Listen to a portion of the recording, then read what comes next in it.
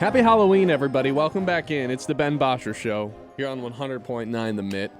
Ben Bosscher, Kyle Sandel here with you as always. I think there's a couple big storylines going into this Detroit Lions game. We went over the first one in the opening segment.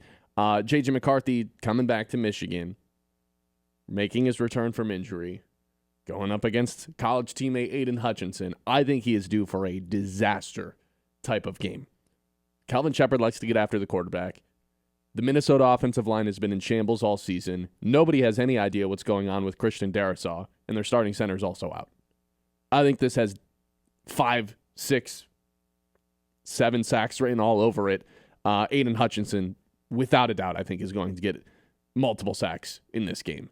I don't know if that's a bold prediction or not because he's usually minus 180 to get a sack on any given game, but I think this is setting up for him to just have a monster game a couple days after he gets his big-time extension. A lot of storylines going on with that. But the other two that I think are pretty fascinating going into this are, the Aiden Hutchinson thing, which I guess is a separate storyline.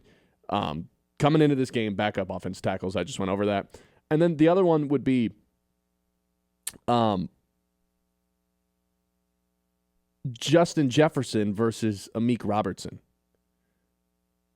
That was a lingering storyline going into that Week 18 game because the first matchup they had, Amik Robertson was still playing on the slot. The Lions were running a lot of man stuff. You didn't get to see that matchup very often. Now, with DJ Reed still on IR, Amik Robertson gets his second look at Justin Jefferson. The last time those two went toe-to-toe, Justin Jefferson was mostly shut down in that game, held to 54 yards, something like that. So that's the other storyline. And then I think Jameson Williams had somewhat of a pivotal game for his career against Minnesota on Sunday. Now, this isn't like make or break. If he has a bad game, he's going to have a bad career. But there is some level of, hey, man, we put our chips on the table for you. Now that Aiden Hutchinson's been paid, it's like, okay, if he's going to ball out, you got paid prior to the season starting, and we haven't really seen a big-time performance from Jameson Williams. So this stat broke my mind when it came to Jameson Williams because I think most people would consider Jameson Williams having a statistically down year, a pretty disappointing year based on what we thought going into the season. And I think most people think Travis Hunter is also having a somewhat disappointing season based on where he went in the draft, all the hype coming into the season. Travis Hunter, same amount of games, 7, 11 more receptions, and 9 more yards, 298, than Jameson Williams. JMO has 1 more touchdown, but those guys have very comparable seasons. In fact, Travis Hunter is more involved in the Jaguars' offense.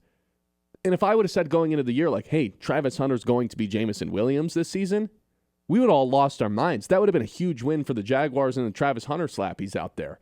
What we didn't know is that Jameson Williams was going to have a disappointing year. Therefore, Travis Hunter being Jameson Williams means it's somewhat disappointing for both of them. So my brain's just in a loop of wait, but if Travis Hunter's lived up to Jameson Williams, that means Travis Hunter's having a good season, but he's not really having a good season because Jameson Williams isn't really having a good season. Look, I think Jameson Williams is a talented wide receiver. And now Johnny Morton, as of this week, has doubled down on him for a second time in 6 months. Remember preseason, John Morton was insistent about another breakout season coming for Jameson Williams. This was the passing game coordinator out in Denver. He promised to get JMO involved. There's a reason he got paid before the year. It's because they thought he was going to have some big-time numbers and they were going to be ahead of this thing. Well, now there's kind of starting to be some building up mounted pressure on Jameson Williams to start playing like he did get paid. And I don't think a lot of it's on him. I think a lot of it's on the scheme. And you heard John Morton say that about him at his press conference yesterday, essentially saying, I stayed here during the bye. It was my mission to figure out why we were not getting Jameson Williams the ball, why Jameson Williams' numbers were down, because we want to get him involved. And he went as far as saying, I failed Jameson Williams.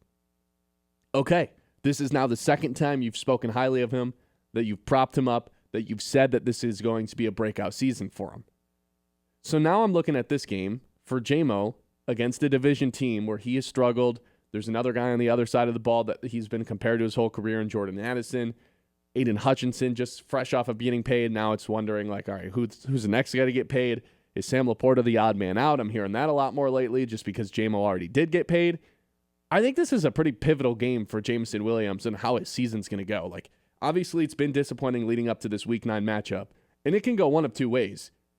It can continue to be disappointing, or he can take it to another level, and I think this is kind of the fork in the road on how his season goes.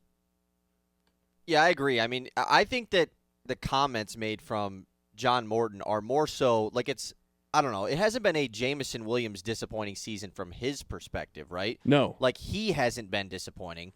Like you mentioned, it's about the scheme. It's about the way that they've used Jameson Williams. He isn't getting the targets. It's not like he has a bunch of drops. And there was a game early in the season, I think it was against the Browns, I'm pretty sure, where he got targeted a bunch of times, and him and Goff just clearly couldn't get connected, but they were trying to get him the football. And then these past couple weeks, they're just not even getting him the football.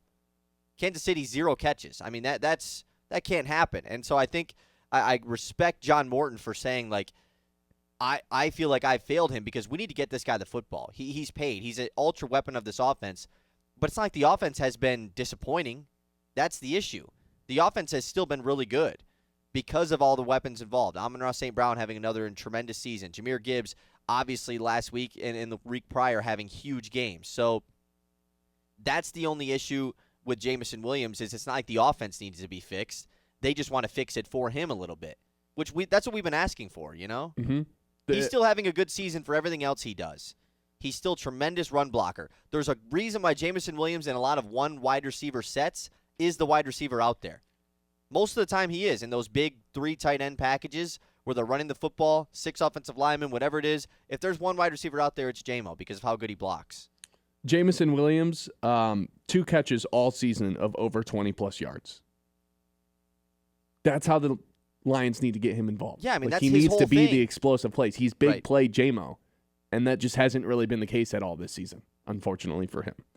The yak's down. The numbers are every statistic you can possibly imagine. He's not pacing to meet what he did last season after John Morton predicted him to have a breakout season this year, and now he's doubling down, saying, I failed him.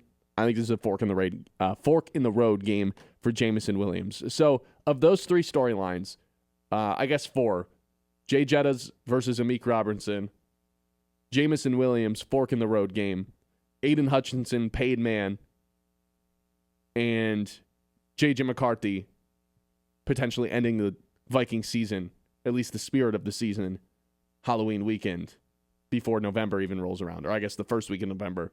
Which of those do you feel the most confident in picking the correct outcome? Confident in. Okay. I feel the most confident J-Mo's going to have a big game. I just feel like you don't just come out and say that and it's not going to happen. I'm going to lean Hutch. But that's the one I'm most interested in. That's the most interesting storyline. Hutchinson or J-Mo? The Hutchinson, J.J. McCarthy thing. Just the combination of that. I want to be careful because I think it's 4 different ones, and I think I've done a bad job. I think I've merged them into one. I think the McCarthy thing is on its own? The McCarthy thing's almost on its own. Like, I think Right. this has potential to get so bad against this Lions defensive line that Yes. it's constantly pressuring the quarterback. Aiden Hutchinson's just been relentless. Shepard had a quote at his press conference yesterday that now that he owns half the building, he wants to play him 95% of the snaps. And we found out from an Aiden Hutchinson press conference that he just doesn't get subbed out of the game. Like, the only time he's ever not in the game is when he takes himself out because he's like, hey, I can't give 100% this play. Give me a quick breather and I'm going back out there. It's not even close. Like, all these other superstars play like 90%, 91%, and that's very high. Hutchinson's out there 93, 94% of the time. So I think he, wanting to sack J.J. McCarthy, now that he's been paid, wants to have this big monster game. Rivalry game. And then I think this is almost a separate thing of, hey, if this J.J. McCarthy thing is so bad. Like, we talked about this with, remember last year, Caleb Williams loses on the Hail Mary land. Jaden Daniels has the 50-yard bomb. They don't win a game for 10 weeks. Yep, right? This season, I think it's going to be this Giants game where they lose to Denver and blow a 19-0 lead in the fourth quarter.